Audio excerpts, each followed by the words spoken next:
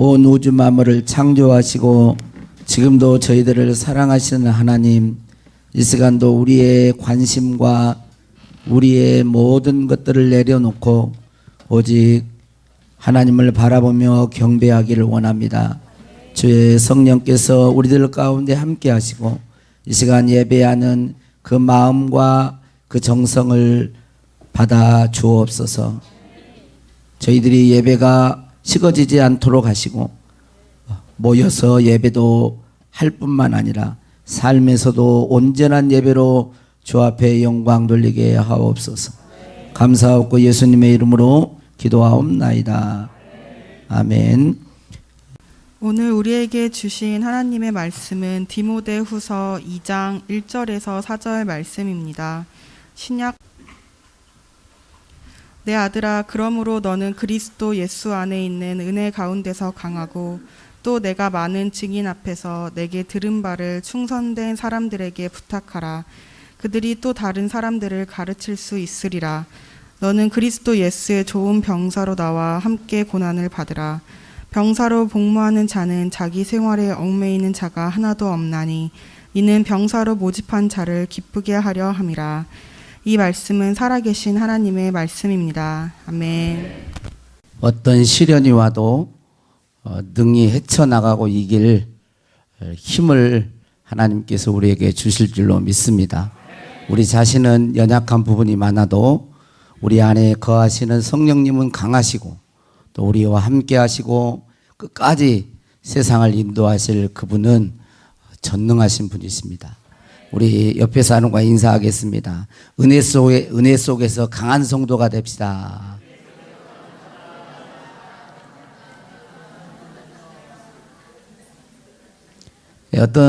지금은 이제 장로님이신데 어떤 장로님이 대학교 1학년 때 CC 선교단체가 있어요. 대학생 선교단체가 있는데 그 대학생 선교단체에 가서 대학교 1학년 때 예수님을 영접하고 믿게 되었습니다. 그런데 그 집안은 유교 집안이어가지고 그렇게 박해를 하는 거예요.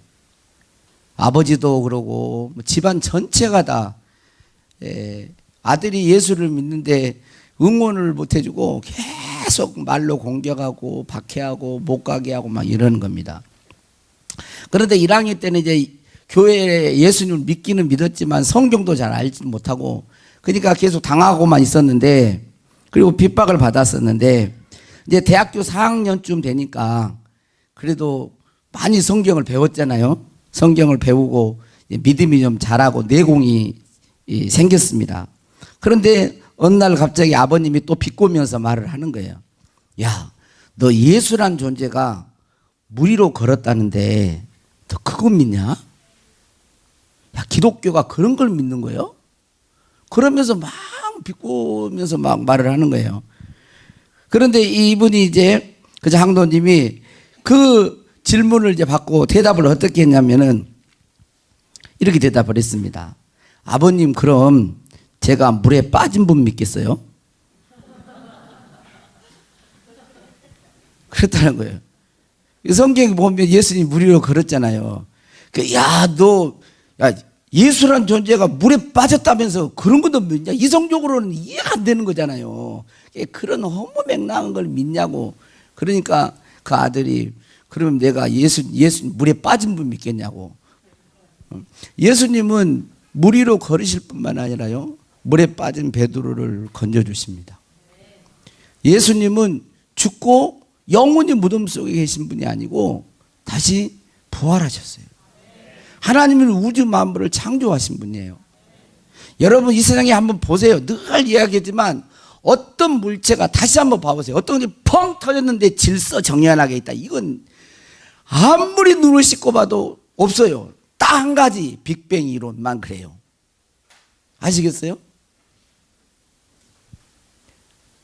볼 수 없는 거예요. 볼 수 없는 거. 우주 만물이 하나님의 절대적인 전능자가 말씀으로 창조한 그거를 이해하지 못하면요, 절대 우주의 신비를 이해할 수가 없습니다. 로마서 10장 9절 10절 말씀을 보면 자, 우리 같이 한번 읽어보겠습니다. 자, 시작. 내가 만일 내 입으로 예수를 주로 시인하며 또 하나님께서 그를 죽은 자 가운데서 살리신 것을 내 마음에 믿으면 구원을 받으리라. 사람이 마음으로 믿어 의에 이르고 입으로 시인하여 구원에 이르느니라 그랬어요. 하나님은 예수 그리스도를 죽은 자 가운데 살리셨어요. 자, 만약에 내가 여기서 왜 이런 표현을 쓰느냐면요, 예수님 부활하신 표현인데 내가 만약에 여기서 죽었다 그래고 내 스스로 살아났다 그러면 내가 죽은 거예요, 안 죽은 거예요? 에? 안 죽은 거잖아요. 여러분, 죽은 자가 스스로는 못 살아나잖아요. 그래서 이제 표현을 하나님이 죽은 자 가운데 살리셨다 그랬지만 예수님은 하나님이시기 때문에 살아나신 거죠. 그걸 마음으로 믿는 거예요. 여러분, 많은 사람들이, 세상 사람들이 그렇게 생각합니다. 내가 의롭게 되고 의인이 되고 그러려면 여기 가서 착한 일을 하고 저기 가서 착한 일을 하고 많은 선행을 해야 착한 사람이 된다라고 생각합니다. 많은 선행을 해야 의로운 사람이 된다라고 생각해요. 그런데 여기 10절 말씀에 보니까 뭐라 그래요? 사람이 마음으로 믿어 의에 이르고 그러는 거예요. 사람이 선행으로 의에 이른 게 아니고 사람이 마음으로 뭐해서 믿어서 의롭게 되는 거예요. 하나님이, 우리 인간은 다 죄인이기 때문에 스스로 선행해서 의에 이를 수가 없어요. 믿음을 통하여만 의에 이를 수 있는 거예요. 그리고 입으로 시인하여 구원에 이른다고 말을 하고 있습니다. 금주에는 그 유튜브를 통해서 그 다니엘 기도회 그거 하시는 이제 목사님 설교 가운데 제가 앞에 부분만 좀 듣고 이제 보통 그러는데, 이번 주에는 그 가까운 교회 이승재 목사님, 제가 이렇게 이야기해서 한번 여러분도 들어보시라고. 제가 아무리 그렇게 재밌게 하려고 해도 저는 도저히 따라갈 수가 없는 거예요. 그러니까 이승재 목사님하고 그다음에 제주도에서 온 나무와 숲학교 교장, 중고등부 사역을 이렇게 전문적으로 하시더라고요. 보니까 권오이. 그래, 어렸을 때부터 오이 그래가지고 많이 놀림받았다고 하면서, 내가 오이한테 왜 박재영 집사님, 양부사님 생각이 나는지 우리 김정호 집사님이라고 생각이 나요. 오이 그래. 자기 아버지가 그런데 이 간증을 제가 끝까지 제가 좀 들어봤습니다. 그런데 지난 수요일에도 이야기했지만 이 이승재 목사님은 4대 독자, 아버님이 4대 독자입니다. 자기가 이제 5대 독자, 이게 어릴 때 이제 그 오독이라는 별명을 가졌대요. 4대 독자인 아버님하고 18살 되던 해에 자기 어머니가 이제 결혼을 한 거예요. 그리고 20년 동안 불임이에요. 옛날에 불임은 아이를 가질 수가 없죠. 4대 독자 집안에 20년 동안 며느리가 들어왔는데 임신을 아이를 못 가져요. 얼마나 구박이 심했겠어요. 그래가지고 이 4대 독자인 자기 아버님이 가정을 너무 사랑해가지고 가정을 또 한 가정을 또 살림을 또 차린 거예요. 예. 그래가지고 다른 데 가서 사는 거예요. 그러니까 이제 자기 어머니는 이제 태어나기 전에, 이 목사님 태어나기 전에 자기 어머니는 시어머니 밑에서 이렇게 있다가 시어머니가 그 절에 이렇게 다니시고 그랬는데 자기 시어머니를 따라서 3년 동안 막 머리를 깎고 정식으로 그러지는 않지만 3년 동안 절에서 매일 하루에 1000배씩 공을 들인 거예요. 1000배씩 절을 한 거예요. 여러분 한번 생각해요. 매일 3년 동안. 그리고 자기 어머니를 기쁘게 해드리려고 그렇게 다 하고는 이제 집에 내려왔는데, 3년 후에 집에 내려와서 있었는데 그날 자기 아버지가 모처럼 한번 들린 거예요. 그래가지고 합방을 했는지 졌는지 모르지만 임신을 했는데 그 임신한 게 이승재 목사님이에요. 그러니까 어릴 때부터 이 목사님은 자기 어머니를 기쁘게 하기 위해서 한 손에는 염주를 들고 다니면서 계속 염주를 하고요. 천수경을 애워드리면서 자기 어머니를 기쁘게 해드렸대요. 그래서 교회 다니는 사람은 눈싸움하고 막 이런 일들이 있었는데, 아무튼 극적으로 이분이 회심을 하게 되고 예수님 만나게 되고 목사가 된 거예요. 하나님의 은혜로 놀랍도록. 그리고 권오희 목사님은 자기 아버님이 태권도 공인 5단에다가 특전사 출신이랍니다. 운동을 잘하는 거예요. 얼마나 좋겠어요. 별로 안 좋대요. 한 번 맞으면 아프대요. 근데 이분하고 같이 자기 어머니가 결혼을 해서 이제 아이를 낳는데 이 목사님, 권호희 목사님은 자기 어머니 얼굴을 한 번도 못 본 거예요. 사진으로 딱 한 번 봤대요. 그리고 그 어머니가 집을 나가서 못 살고 나가고, 그 지금 권호희 목사님의 어머니는 아버지가 자꾸 새 어머니를 얻으셔가지고 세 번째 어머니는 불에서 불공하는 그 신내리는 그런 무당 같은 그런 어머니를 그 또 얻으셔가지고 지금 현재 어머니가 계시는데 네 번째 어머니래요. 그러니까 얼마나 어렸을 때 상처가 많고 오토바이 타고 다니면서 막 죽으려고도 하고 막, 그런데 극적으로 이분도 극적으로 예수 그리스도를 만나게 되고 지금 이제 목사가 되어서 그 사역을 감당하는 거예요. 아마 예수님을 인격적으로 만난 분들 가운데 하나님의 은혜 없이 내가 예수님을 만났다 이렇게 말하신 분들은 아마 한 사람도 없을 거예요. 저도 어렸을 때 6살 때 교회 다녔는데 그때는 뭐가 뭔지를 모르고 다녔죠. 그런데 지나놓고 보니까 그때는 왜 이랬어? 왜 이런 일이 있었어?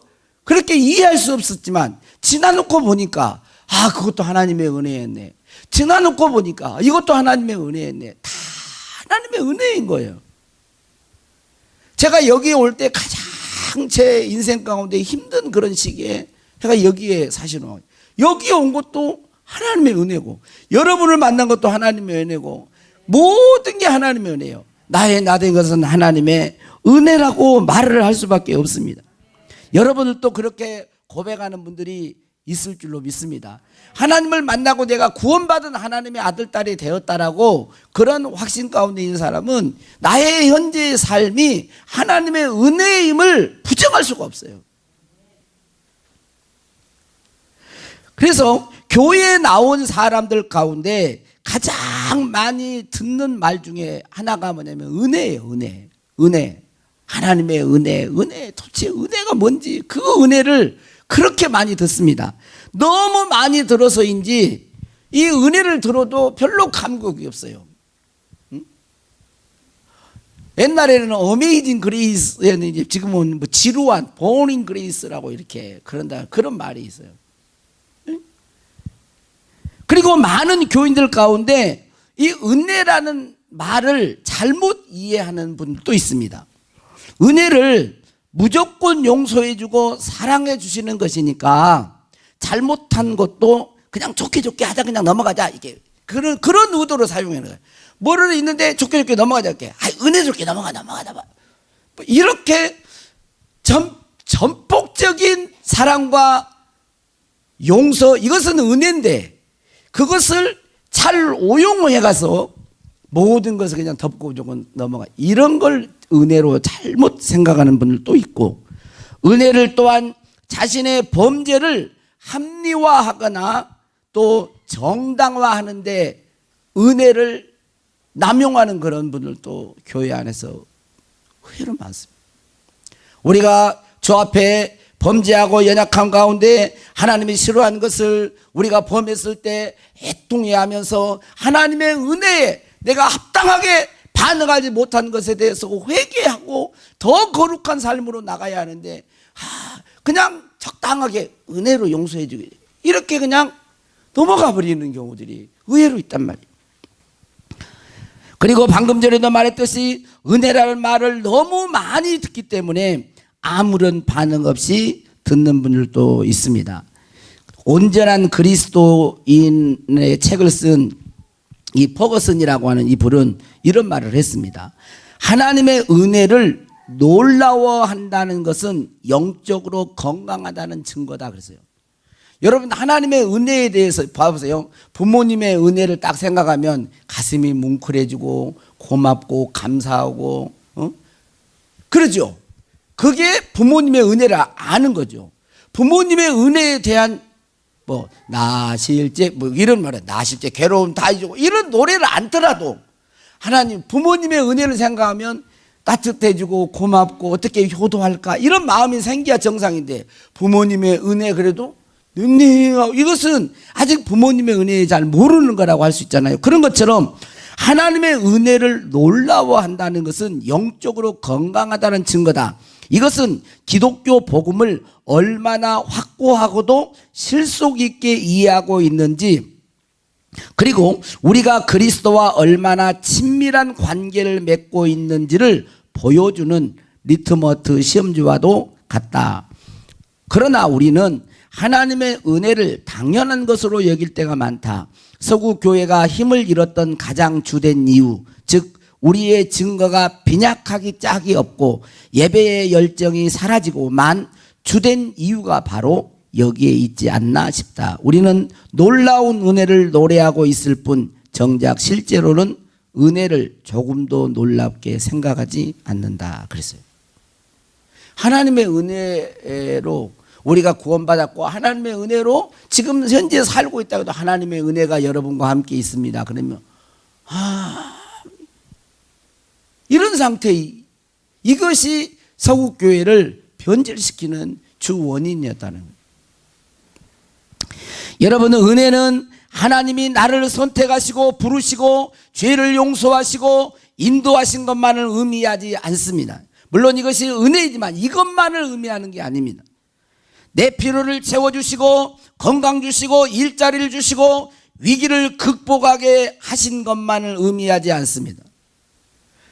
그러나 많은 사람들이 하나님의 은혜를 말하면서 하나님이 나를 위해 행하신 것으로만 이해하고 납니다.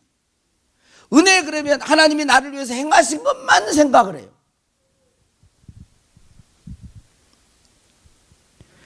무엇보다도 은혜의 비밀을 아는 자는 그 어떤 것보다도 하나님의 존재 자체를 원하는 것입니다.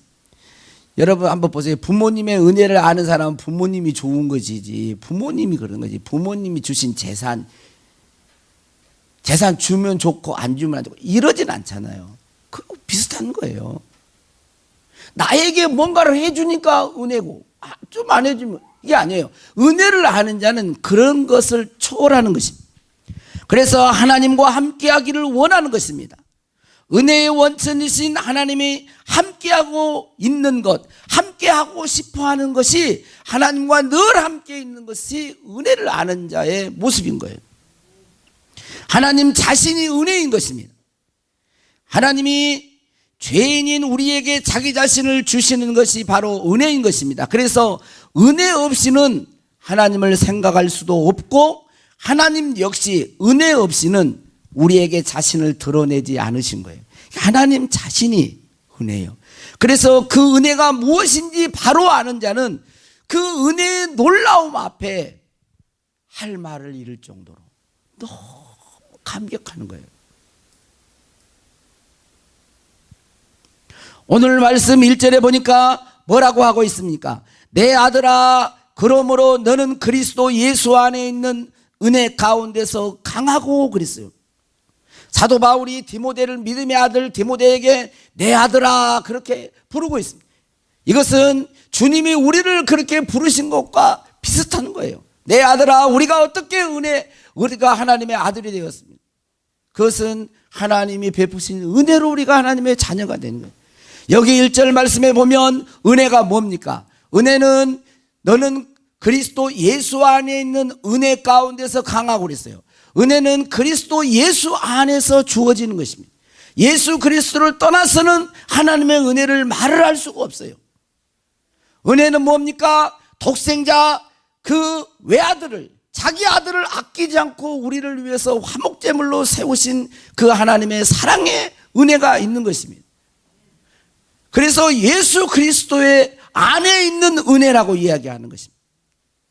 은혜는 하나님의 아들이 되게 하는 것이요, 은혜는 그리스도 예수 안에 있는 것이 은혜인 것입니다. 예수 그리스도를 떠나서는 하나님의 은혜를 우리가 제대로 알 수도 없고 논할 수도 없는 거예요. 그리고 강조하고 싶은 것은 뭐예요? 하나님의 그리스도 예수 안에 있는 은혜 가운데서 뭐라 그래요? 강하고. 은혜는 뭐한 거예요?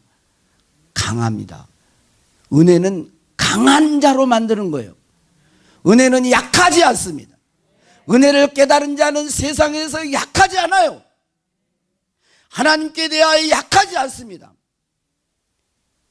옛날에 유교 갖고 좋은 건 아니지만 한번 봐보세요. 지금 아이들한테 부모가 돌아가셔서 3년상 하라 그러면 쳐다도 안 보려고 그럴 거예요. 3년상 쳐다도. 근데 했어요 그걸. 왜? 물론 그것을 가지고 부모의 은혜를 알았다고 이러는 것은 아니지만 여러분 보세요. 뭐가 그렇게 하게 하는 거예요. 그런 걸 다. 응? 옛날에 우리 권사님들 이야기 들어보면 시어머니 어머니 막 똥 오줌 다 벽에다 다 그것도 몇십 년 동안 모시고 부모님의 은혜 다 이기게 하는 거잖아요.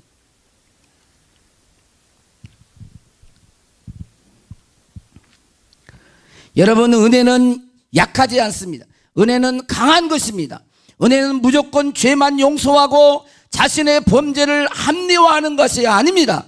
은혜는 어떤 것에도 굴복당하지 않게 하는 강함이 있는 것이에요. 하나님의 은혜를 아는 자는 하나님이 싫어하는 것을 거절하는 것입니다. 그게 그 사람이 은혜를 아는 자예요. 하나님이 싫어하는 걸 알면서도 그걸 복종하고 그대로 따라가면서 하나님의 은혜로 그 은혜를 모르는 것이죠. 남용하고 있는 것이죠. 로마서 6장 14절 15절에 보면 죄가 너희를 주장하지 못하리니 이는 너희가 법 아래에 있지 아니하고 은혜 아래에 있음이라. 그런즉 어찌하리요 우리가 법 아래에 있지 아니하고 은혜 아래에 있으니 죄를 지으리요 그럴 수 없느니라. 여러분 죄가 우리를 주장하지 못하게 하는 것이 뭐라고 그래요? 은혜라고요. 죄가 우리를 주장하지 못하게 하는 게 은혜예요. 법이 아닙니다. 율법이 아니에요. 이렇게 해라 이거 하지 마라 이게 아니에요. 이렇게 하는 자 율법적으로만 그럴 때는 내게 유익이 되면 하고 유익이 안 되면 피합니다. 그러나 은혜는 그렇게 못하게 하네요. 은혜는 죄가 나를 주장하지 못하게 하는 능력인 거예요. 그런즉 어찌하리요 우리가 법 아래에 있지 아니하고 은혜 아래에 있으니 죄를 지으리요 그럴 수 없느니라. 은혜는 죄를 이기게 하는 힘이에요. 죄를 짓게 하는 게 은혜가 아닙니다. 여러분 죄를 짓게 하는 게 은혜라 그랬어요?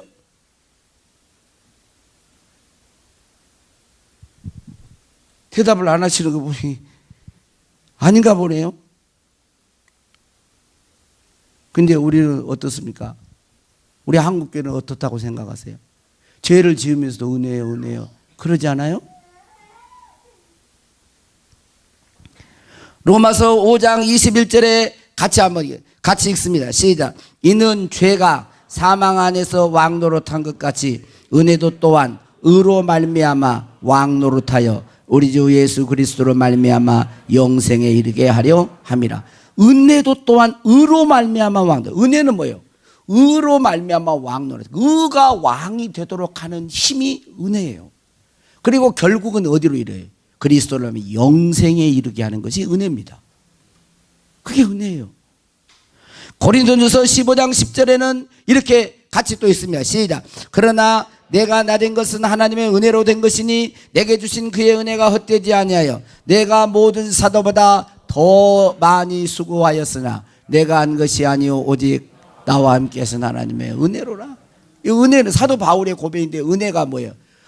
모든 사도보다 더 많이 수고하게 한 힘이 어디예요? 은혜예요. 은혜를 하는 자는 다른 사람보다 더 많이 주를 위해 수고하게 하고 헌신하게 하고 봉사하게 하고 충성하게 하고 그렇게 하는 거예요.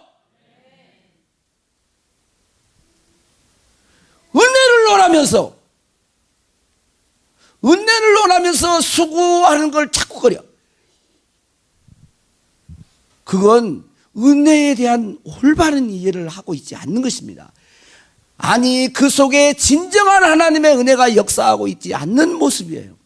은혜는 더 많이 수고하게 하고 더 헌신하게 하고 더 감사하게 하는 것이 하나님의 은혜인 것입니다. 내 아들아 그러므로 너는 그리스도 예수 안에 있는 은혜 가운데서 강하고 은혜는 강한 자로 만드는. 그리고 그 이후에 보면 그 디모데후서 오늘 읽었던 그 말씀 1절 이후에 2절부터 보면 수많은 그리스도인들을 증인으로 세우는 것이 은혜입니다. 그리스도 예수의 좋은 군사로 고난받게 하는 것도 은혜입니다.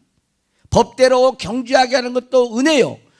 농부처럼 수고하게 하고 주를 위해 헌신하게 하는 것도 은혜요. 다 은혜가 하는 거예요. 은혜가. 새벽 기도 시간에도 잠깐 말을 했지만 제2세기에 그 디오그네투스에게 보낸 편지라고 하는 문서가 발견됐어요. 이 문서는 익명의 저자라고 그럽니다. 그래서 이제 많은 학설이 있는데 이것은 디오그네투스에게 어떤 익명의 무명의 어떤 사람이 그리스도인의 모습을 보고 보낸 거예요. 그러니까 교회 안에서 내가 우리 둔독교회 교인들의 모습을 보고 교인들이 이렇다 이렇게 보내는 게 아니고 세상 사람들이 둔독교회 교인들을 보고 그때 2세기 당시 교인들을 보면서 기독교인들을 보면서 이렇게 표현을 한 거예요. 한번 뭐 다는 아니지만 그 중에 몇 가지를 제가 한번 읽어드리겠습니다. 그들은 이제 그리스도인들을 말을 합니다. 그들은 자기 조국에 살면서도 마치 나그네와 같습니다. 시민으로서 모든 의무를 수행하지만 외국인과 같이 모든 걸 참습니다. 시민으로서 모든 의무를 다 하지만 그 외국인 노동자들 처음에 초창기 때문에 막대받고 무시받고 그러잖아요. 그렇게 모든 박해를 다 참는다는 거예요. 그 시민으로 다 할 건 다 하지만 외국인 노동자와 같이 그렇게 막 박해받아도 그런 거 다 이겨낸다는 것입니다. 육신을 입고 있지만 육신을 따라 살지 않습니다. 그들은 주어진 법에 순종하지만 그들의 삶은 그 법을 초월합니다. 그들은 모든 사람을 사랑하지만 사람들에 의해 박해를 받습니다. 그들은 가난하지만 많은 사람들을 부유하게 합니다. 가난한 중에서도 자본에 어려운 사람이 있으면 막 퍼준다는 거예요. 응? 그들은 능욕받을 때 능욕하는 자를 축복하고 멸시를 당할 때 멸시하는 자를 존중합니다. 2세기 당시 교인들의 모습이 이게요. 능욕을 받을 때 능욕받은 자를 축복해요. 막 욕하고 막 박해하고 이런 사람들 축복합니다. 멸시를 당할 때 자기를 멸시하는 자를 존중해 준다는 거예요. 그들은 착한 일을 하는데도 죄인처럼 벌을 받고 벌을 받을 때는 생명을 얻는 것 같이 기뻐합니다. 벌 받고 박해를 받을 때는 오히려 기뻐한대. 그들은 유대인들에 의해 공격받고 헬라인들에 의해 핍박을 받지만 그들에게 이제 유대인과 헬라인들에게 물어보네요. 왜 그들을 미워하고 핍박합니까? 물어보면 대답을 못 한다는 거예요. 왜 그런지를 그냥 밉다는 거죠. 그러면서 제가 네이버에 검색했던 그 올려놓은 그분 뒤에다가 글 마지막 글에 뭐라고 했냐면 초대교회 때 그리스도인들에 대한 평판을 엿볼 수 있는 문서인데 오늘날 우리 그리스도인들에게는 왜 이런 모습이 보이지 않는 걸까요? 그래놨어요. 초대교회는 이렇게 자기 예수님을 믿고 은혜를 아는 자가 이렇게 살면서 예수를 안 믿는 사람에게도 막 감동을 주고 어떻게 저렇게 살까 이랬는데 지금은 왜 이렇게 하나님을 믿으면서 그렇게 다른 모습을 하고 있을까? 그래 놨더라고. 사도행전 5장 40절 42절에 그들이 옳게 여겨 사도들을 불러들여 채찍질하며 예수 이름으로 말하는 것을 금하고 사도들은 그 이름을 위하여 능력받는 일에 합당한 자로 여기심을 기뻐하면서 공회 앞을 떠나니라. 그들이 날마다 성전에 있든지 집에 있든지 예수는 그리스도와 가르치고 전도하기를 쉬지 아니했다. 여러분 보세요. 그때 당시에 종교 지도자들이 사도들을 불렀습니다. 너 예수 이름으로 말하면 가말리엘 그 선생이 이제 얘기를 해서 그들의 말을 옳게 여기면서 예수 믿는 사도들을 복음 전한 자를 40에서 하나 가만매를 막 때리죠. 채찍질로 막 그냥 우리가 저도 아이들 이렇게 할 때 그냥 너 잘못하면 5대 맞아. 5대 맞아. 그렇게 하는데 5대 때려요. 그러니까 제가 어릴 때 그랬더니 안 때리려 9대 10맞아. 아, 대. 그럼 내가 5대 5대 이랬던 것 같아요. 이렇게 때리는 게 아니에요. 이렇게 때리는 게 아니라고. 이렇게 때리는 게 아니에요. 어떻게 때려요? 죽을 똥말똥 때려요. 죽을 똥말똥. 얼마나 세게 때려요. 근데 그 매를 맞고요. 나오면서 뭐라 그래요? 사도들은 그 이름을, 예수의 이름을 위하여 능력받는 일에 이 능력받는, 예수님 때문에 능력받는 것을 합당한 것으로 여겼다는 거예요. 지금 우리들이 아직은 그런 게 아니지만, 여러분, 우리 윤지수님 오늘 코로나 빨리, 이거 우리가 기도해야 됩니다. 그러나 전문가들은 이거 안 없어질 거라는 그런 예상을 많이 해요. 독감같이. 그래가지고 오늘도 아침에 보니까 이게 모더나나 화이자 맞은 사람 5개월 정도 가지만 그 다음에 또 떨어진다 이야기예요. 그래서 또 재차 또 맞아야 되고, 그게 이제 다시 맞으면 3차 맞으면 좀 더 오래 갈지도 모르. 또 내년에 또 맞아. 그렇지. 알약도 중증 환자들에 의해서만 이런 이야기를 하고 있습니다. 그럼 어차피 이게 장기화될 가능성도 있단 말이에요. 이것 말고 또 다른 어떤 것이 올 수 있어요. 그러니까 아예 예수 믿는 거 이렇게 막 너무 좋고 복 받아야 하고 이렇게 우리가 잘 살아야 되지만, 그러나 박해와 고난이 올 것에 대한 그런 것에 너무 두려워하고 막 그러면 안 됩니다. 이걸 그냥 어차피 오면 여기 사도들은 초대교인들은 능력 받는 걸 막 합당한 자로 여겼다니까. 굳이 받으라는 말이 아니라 그런 상황의 현실에 처한다 할지라도 이거에 대해서 전혀 두려워할 필요 없어요. 그리고 나가서 또 합니다. 예수 이름을 말하는 거 금했어. 또 들어오면 또 맞아. 옛날보다 더 맞겠죠. 그전보다. 근데 그들은 날마다 성전에 있든 집에 있든 예수는 그리스도라 가르치고 전도하기를 그치지 않, 쉬지 않는 거야. 또 나가 또 전해. 매 맞고 기뻐하면서 또 전해. 근데 우리는 이렇게 똑같이는 할 수 없어도 도전은 돼야 돼. 도전은. 한번 그림 한번 보여보세요. 그림. 이게 무슨 그림 같아요? 이게 무슨 그림 같아요?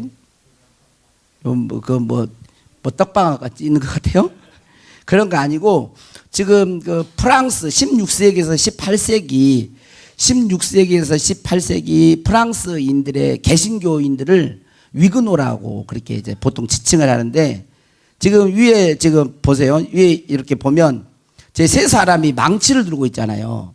지금 망치와 머루 이렇게 있는데, 망치를 들고 있는데 그 밑에 조금 그림 보면 이렇게 바닥처럼 돼 있는데 그게 사람의 머리 이렇게 돼 있잖아요. 그 머루 위에다가 사람을 올려놓은 거예요. 예수 믿는 개신교들을 그때 당시 올려놓는 거예요. 올려놓고 망치를 든 사람이 예수 신자들을 때리는 겁니다. 어떻게 묶여 있어가지고 어떻게 피할 수가 없는 거예요. 지금 그래서 위구노인들의 어떤 상징물이에요. 이 그림이 이거하고 그 조립할 수 있는 강대상하고 성창기, 조립할 수 있는 성창기가 위구노 신앙인들의, 프랑스 위구노 신앙인들의 상징물처럼 이렇게 돼 있는데, 지금 그걸 지금 하는 겁니다. 지금 망치를 들고 때린 사람은 그 예수 믿는 사람들, 프랑스 위구노인들을 박해하는 그런 무리고, 그 앞에 이제 누워 있는 거기는 위구노 이제 크리스찬들입니다. 그런데 이것을 처음으로 사용한 사람이 있었는데, 책에 사용된 데오도르드 베츠라고 하는 사람이 자기 책에다가 이렇게 말을 했습니다. 너희들이 망치를 가지고 즐거워하며 두드릴수록 너희들의 망치만 달아질 뿐이다 그랬어요. 위구노인 신앙 하나를 지키기 위해서 이런 망치로 막 이랬는데도 이렇게 말을 하는 거예요. 그러니까 너희들이 즐거우면서 망치로 우리 예수 믿는 사람을 이렇게 두들겨도 너희들의 망치만 달아질 뿐이다. 그러니까 어떠한 고난 속에서도 무너지지 않을 것이라고 하는 불굴의 신앙을 그 글로 표현한 거죠. 그리고 지금 여 그림에는 안 나와 있지만 저 위에 망치 위에 그 위에가 성경책 두루마리 성경책이 쫙 펴져 있어요. 성경책이 펴져 있습니다. 제가 그 그림을 찾으려고 그 그림을 네이버에 찾을 수가 없어요. 이 성경책이 있는데 그건 뭘 말을 했냐면 그 고난을 끝까지 극복할 수 있는 힘이 어디서 오느냐? 그건 뭐냐면 하나님의 말씀이라는 거예요. 그리고 지금 그 두 중에서 저기는 좀 선명하게 안 나와 있지만 가운데 있는 사람의 망치가 뒤로 부러졌습니다. 부러졌어요. 이건 뭐를 하냐면 가운데서 사는 망치가 부러져도 이것은 하나님의 말씀에 의해 망치가 부러지게 된다는 걸 보여주는 것입니다. 오직 성경, 하나님의 말씀을 붙들었던 위그노, 프랑스 16세, 28세의 개신교인들의 신앙을 잘 표현해 준 그림이에요. 어떠한 경우에서도 이 말씀을 붙들고 어떠한 고난이 와도 그 고난을 이기겠다. 이런 말씀을 붙들고 이기겠다. 이런 것이. 그리고 가장 극심했던 때가 루이 14세 때. 여러분 이제 다 세계사 뭐 이런 거 보면 루이 14세 이런 건 들어보셨잖아요. 루이 14세 때가 가장 박해가 심했는데 상당수가 해외로 이제 도망을 갔습니다. 프랑스, 그리스로 해외로 도망을 갔어요. 이거 디아스포라가 된 거죠. 그 다음에 일부는 타협을 했어요. 그리고 끝까지 남아서 신앙을 지킨 자들이 있었는데 그것이 이제 남프랑스, 남쪽, 이제 프랑스 남쪽에 있어서 남프랑스에서 신앙을 지킨 사람들이 있었는데 이것은 광야 성도, 광야 교회라는 그런 이름이 붙였어요. 광야 성도, 광야 교회. 근데 약 이들의 신앙이 102년 동안 박해를 받습니다. 102년 동안. 그러면서 거기 글에가 어떻게 나와 있냐면 가정집이 예배 현장이 되었고 산, 언덕, 계곡, 그들이 가는 곳은 예배가 드려졌고 그들이 모인 곳이 교회가 되었다. 그랬어요. 가정집이 예배 현장이 되었고 산, 언덕, 계곡, 자기들이 가는 곳이 예배의 장소가 된 거예요. 위그노인들의 신앙을 이렇게 역사 가운데 있었던 거예요. 이거 102년 동안 그래요. 그래가지고 그 그림 하나가 있는데 계곡에서 예배 드리는 그림이 있어요. 흑백 이런 그림인데요. 가장 계곡의 위에서는 어떤 한 사람이 다리를 이렇게 높은 데입니다. 높은데 계곡이 있고 높은데 우산을 쓰고 있습니다. 그래서 우산을 접으면 정부군이나 가톨릭군이 오는 거예요. 잡으러. 우산을 딱 쓰고 있으면 안 와. 예배를 드리는 거예요. 우산을 딱 접잖아요. 그러면 왔다는 사인이에요. 그러면 그 밑에 있는 사람이 우산을 또 접습니다. 그럼 왔다는 사인이니까 빨리 분리되는 이 강대상을 막 조립을 하고 성찬기를 조립하고 막 굴로 도망가고 막 피시로 도망가는 거예요. 그런 생활이 어디서 예배를 드려서도 그런 예배에 대한 위협과 압박을 102년 동안이나 견뎌내면서 신앙을 지켜가는 거예요. 다시 요즘에는요 위그노 신앙을 다시 이렇게 많이 얘기를 합니다. 너무나 지금 우리는 지금 현실과 그거 다르기 때문에 하나님의 은혜는 자신의 잘못을 합리화하고 세속적인 삶을 변명하는 것을 말하지 않습니다. 하나님의 은혜는 죄인인 우리에게 값없이 베푸시는 하나님의 사랑이며 그분 자신을 주시는 것입니다. 아들을 주시는 사랑이 은혜인 것입니다. 그러므로 은혜는 약하고 피굴하지 않습니다. 강한 것입니다. 은혜 가운데서 강한 게 그게 은혜예요. 은혜를 아는 자의 삶인 것입니다. 죄가 자신을 주장하지 못하게 합니다. 의로 말미암아 왕노릇하게 합니다. 하나님을 위하여 더 많이 수고하게 합니다. 충성된 증인으로 살게 합니다. 농부처럼 수고하게 합니다. 법대로 경주하게 하는 것입니다. 그리스도 예수의 좋은 군사로 고난을 받도록 하는 힘이 뭐냐면 하나님의 은혜예요. 은혜는 결코 약하지 않아요. 우리 둔독교회 성도님은 하나님의 은혜로 신앙생활하고 구원받고 모든 하나님이에요. 은혜를 하는 자가 되었어. 은혜 때문에 은혜인데 세상에서는 너무도 약하고 은혜를 안다고 은혜를 말하면서 비굴하고 죄와 타협하고 정직하지 못하고 그렇게 살지 말고 은혜 때문에 내가 그렇게 살 수 없습니다.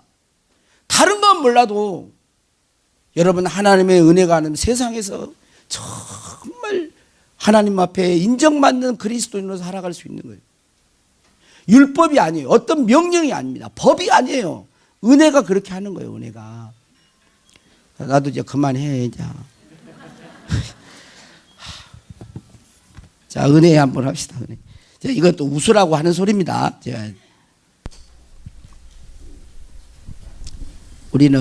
우리 교회는 믿음의 그게 천차만별이기 때문에 또 연세도 있고 또 학벌도 있고 또 그러지 못하는 분이 많이 있기 때문에 같이만 겸비를 해야 돼요. 자, 은혜가 우리를 이 하나님의 은혜가 우리를 움직이고 하나님의 기뻐하는 삶을 살아가게 할 수 있는 그런 원동력이에요. 가사도 너무 좋고 그래서 내가 누려왔던 모든 것들이 우리 같이 나의 고백으로 한번 불러봅시다.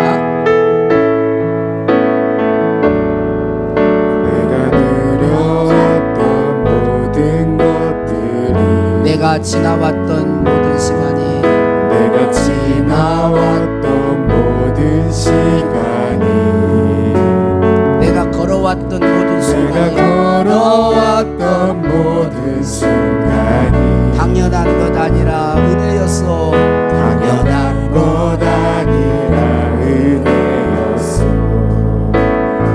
아침 해가 뜨고 아침 해가 뜨고 저녁에 노는 봄의 꽃향기와 봄의 꽃향기와 가을의 열매 변하는 계절이 변하는 계절의 모든 순간이 당연한 것 아니라 당연한 것 아니라 은혜였어. 모든 것이 모든 것이 은혜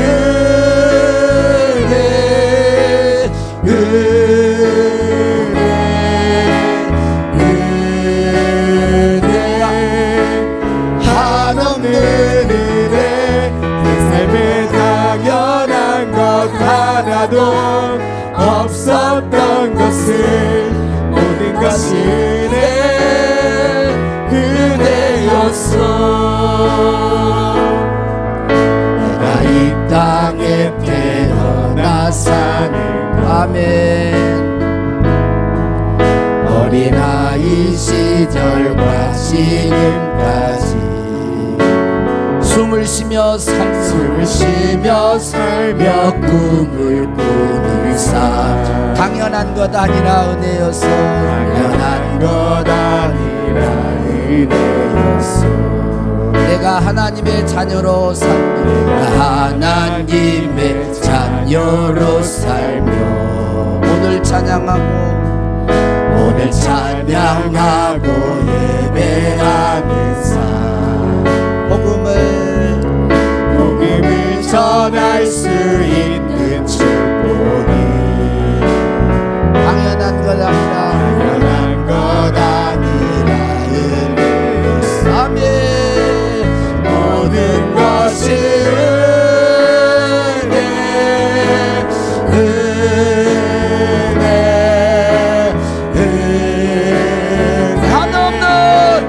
한없는 은혜 내 삶에 당연한 것 하나도 없었던 것을 모든 것이 은혜였어. 모든 것이 은혜 한 번 더.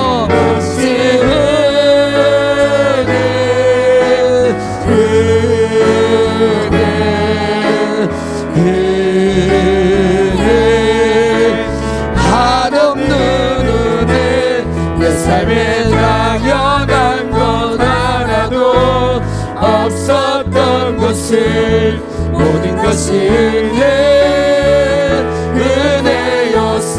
2절 한 번 더. 내가 이 땅에 태어나 내가 이 땅에 태어나 사는 것 어린아이 시절과 어린아이 시절과 지금까지 숨을 쉬며 살며 숨을 쉬며 살며 꿈을 꾸는 삶 당연한 것 아니라 당연한 것 아니라 은혜. 아멘. 내가 하나님의 자녀로 하나님의 자녀로 살며 오늘 찬양하고 예배하는 것 오늘 찬양하고 예배하는 삶 복음을 전할 수 있는 축복이 당연한 당연한 것 아니라 은혜였소. 당연한 것 아니라 은혜였소. 모든 것이 은혜,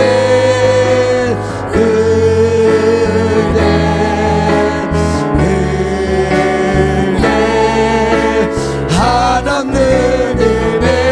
내 삶에 당연한 것 하나도 없었던 것은 모든 것이 은혜였소.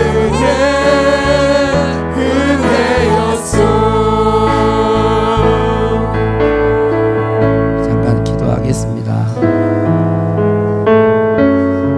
여러분, 하나님의 은혜가 느껴지십니까?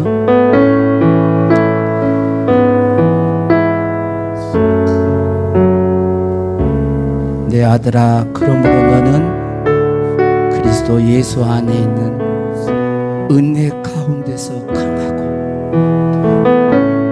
하나님의 은혜는 우리를 약하게 하지 않습니다. 하나님의 은혜는 죄와 사탄과 악한 것 세상에 대해서는 강한 것입니다. 굴복하지 않아요. 비록 내 안에 생명의 위협이 온다 할지라도 그러는 것입니다. 그러나 사람에 대해서, 하나님이 기뻐하는 것에 대해서는 한없이 환영하고 사랑을 베푸는 것이죠. 우리가 지금 살아가는 것 당연한 것 아닙니다. 하나님의 은혜로 살아오는 것. 사랑하는 성도 여러분, 그 하나님의 은혜를 풍성히 받고 누리고 경험하면서 하나님의 은혜에 합당한 자로 살아갈 수 있기를 바랍니다. 하나님 아버지, 이 시간 주님의 자녀들에게 은혜를 깨달아 알 수 있도록 성령님 더 기름 부어주시고 충만케 해주시고, 그 은혜로 세상을 이기고 자신을 이기고 죄를 이기고 악한 걸 이기고 은혜 가운데서 우리 모든 성도들이 강한 성도들이 되게 하여 주옵소서. 믿음을 지켰던 그런 선지들처럼 그렇게 살게 하여 주옵소서. 세상이 감당할 수 없는 그런 사람으로 주여 그리스도인으로 살게 하옵소서. 나는 그리스도인입니다 라고 당당하게 말할 수 있도록 주여 도와주옵소서. 감사하고 예수님의 이름으로 기도하옵나이다. 아멘. 예, 장자 들으시라고 애쓰셨으니까 제가 좀 마음을 풀어준다는 의미에서 가벼운 담소 나누고 찬양을 하기로 하겠습니다. 제가 받은 은사라고 한다면은 성경 공부, 지식의 은사가 아닐까 생각을 합니다. 근데 이 지식의 은사를 받쳐주는 두 가지가 있는데, 하나는 내 영이 성령님과 접속하여 성령님의 도움을 받는 것이고, 다른 하나는 제가 오랫동안 공부했던 그 수학의 사고, 논리가 아닐까 생각을 합니다. 근데 영은 영어로 뭐라고 합니까? 스프리트, S로 시작하고, 수학은 대개 시그마로 상징을 합니다. 제 뒤벽에 무슨 문자가 새겨져 있습니까? S하고 시그마가 새겨져 있죠? 어르신들한테는 제가 어려운 말씀에 드려서 송구스럽다는 말씀 드립니다. 아마 오래전에 이 건물을 지으신 분은 먼 훗날에 우리 순덕교회에 이 지식과 수학, 곧 S와 시그마를 이용해서 하나님의 지식을 세우는 사람이 나타날 것이라고 예언을 하고 이 문자를 새기지 않았을까, 그런 생각을 해봅니다. 이런 대목이 좀 웃어야 돼요. 웃지 않으면 제가 웃기는 사람이 되는 것이에요. 근데 제가 좀 농담을 해도 잘 웃지 않는 것을 곰곰이 생각해 보니까 제 삶이 평소에 너무 좀 무겁고 심각한 사람이 갑자기 가벼운 얘기를 하면은 좀 당황을 하시는 것 같아요. 제가 처음에 마음을 풀어준다고 했는데 혹시라도 마음 풀어준다더니 자기 자랑만 늘어난다고 생각하고 계시다면 교회의 우애를 깬다는 의미에서 회개하시기 바랍니다. 좀 말이 좀 길어질지 모르겠는데요. 제가 오래전에 오후 찬양 예배 때 한 5분이나 7분 정도 짤막하게 말씀을 나눈 적도 있고, 또 인터넷을 통해 댓글로 지식을 갖다가 띄운 적도 있습니다. 물론 그 단계까지 이르는 데는 여러 사람들의 도움이 있었습니다. 가령 어떤 것은 목사님이 힌트를 주기도 했고, 또 이상택 집사님이 인터넷에 말씀을 띄웠기 때문에 가능하고, 또 어떤 모르는 분이 기도의 힘이 될 수도 있습니다. 그러나 그 중에는 누구도 해보지 못한 말을 한 것이 할 수도 있고, 그것은 목사도 아니고 집사가 그런 누구도 해보지 못한 말을 했다는 것은 소박하게나마 어떤 사건이 될 수도 있고, 그래서 살짝 혹시 기독교 방송 같은 데서 연락이 오지 않을까, 그런 착각 아닌 착각도 해본 적이 있는데, 저의 순진한 생각이고 욕심이라는 생각도 듭니다. 아마 그 정도 해가지고 기독교 방송에서 연락이 왔다면은 KBS에서 진작 연락이 오지 않았을까, 그런 생각도 해봅니다.